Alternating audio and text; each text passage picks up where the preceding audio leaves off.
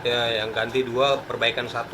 Sekitar 200 jutaan karena apa? Bocor katup bapak ini bocornya 3 gitu kan. Sekitar 200 jutaan Bu, katanya sama biaya rawat apa-apa gitu sini.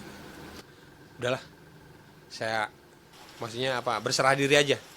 Udah saya nyerah aja Bu, dok kata saya kan sama dokter itu, udah saya nyerah aja. Karena apa? Karena biayanya segitu ya dari mana gitu. Saya datang ke sini aja, datang ke rumah sakit ini dok. Saya terus aja minjem atau tangga gitu saya gitu. Sesak nafas yang dialami Yanto saat bekerja sebagai tukang las di sebuah bengkel menjadi tanda awal gangguan kesehatannya. Pada tahun 2023, dari hasil pemeriksaan, pria asal Tangerang ini didiagnosis mengalami kerusakan 3 katup jantung. Sejak saat itu, kondisi kesehatan Yanto terus menurun yang membuatnya hanya bisa terbaring di atas kasur. Awalnya emang dari situ. Pas saya rasain, kok beda ya gitu ini sesaknya gitu. Pas lagi kerja, beda kok sesaknya begini amat gitu kan. Terus perut saya itu kok nggak bisa ngeluarin sendawa gitu kan, keluar angin nggak bisa gitu. Pas gitu, kencing juga susah. Disitulah saya pembengkakan perut dari itu. Udah gitu bilang dokter ini kalau misal kelamaan bisa kerendam jantungnya gitu. 1 tahun berlalu, kondisi kesehatan Yanto semakin memburuk. Bahkan 2-3 kali dalam seminggu, ia harus bolak-balik ke instalasi gawat darurat salah satu rumah sakit di Jakarta untuk mendapat perawatan. Lagi nonton TV nggak kerja nih, kumat. Jadi kerasa sesak, napas, tiba-tiba jantung nggak kekontrol.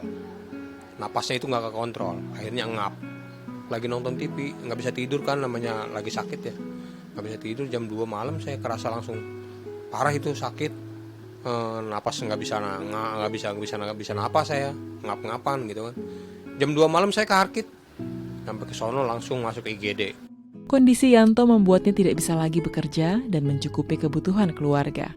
Sementara sang istri memilih untuk meninggalkan pekerjaannya di pabrik demi mendampingi Yanto. Akibat keterbatasan ekonomi, kedua anaknya pun terpaksa tak melanjutkan sekolah karena biaya. Sedih sebagai orang tua ya, anak pengen lanjut sekolah gitu kan. Kalau anak dari anak yang gede masih semangat dia. Buat lanjut sekolah itu semangat. Cuman keadaannya saya kayak gini, kayak gimana gitu kan. Yang gede juga agak ngerti lah ya, udah agak ngerti sekarang. Bapaknya nggak kerja gini, ya udah nanti aja mah katanya gitu kan. Saat hampir menyerah dengan keadaan, seorang dokter di rumah sakit tempat Yanto dirawat memperkenalkannya pada Yayasan Buddha Seci. Setelah mengajukan bantuan pengobatan, pada September 2025, Yanto berhasil menjalani operasi penggantian katup jantung. Biasanya kan udah jarak 10 meter apa 15 meter saya kan, itu sampai napas itu sampai sesak ya. Sekarang malah alhamdulillah untuk jalan ke sono kemari saya udah normal lah. Tak berhenti di situ, pendampingan relawan Seci masih terus berlanjut. Relawan juga mengunjungi rumah Yanto untuk memantau keadaannya dan memberikan dukungan bagi keluarga. Istilahnya saya berterima kasih banget sama ya Buddha Seci itu ya, istilahnya yang udah ngebantu saya. Istilahnya kan udah bisa saya kembali normal lagi, semula lagi gitu kan. Ya relawannya baik-baik ya, sangat baik. Menurut saya sangat baik. Saya juga baru nemuin nih, istilahnya kan namanya yayasan. Sampai detik ini gitu saya kan udah pulang pun masih ada perhatian sama saya gitu kan. Semoga ya saya ini bisa kembali normal lagi gitu kan. Terus saya bisa menafkahi anak istri saya, intinya gitu saya. Terus ya istilahnya untuk ini ya untuk kedepannya mungkin saya bisa ngejaga pola hidup saya lagi gitu kan.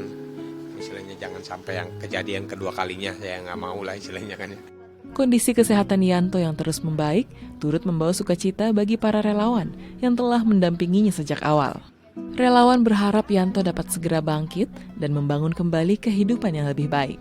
Waktu saya datang sedih gitu, gimana kita mau nafas aja tuh susah gitu.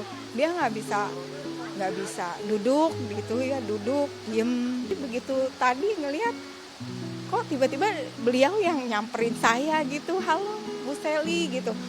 Ya kayaknya wah kayak seneng gitu, kayaknya ini bisa seger lagi, sehat lagi gitu.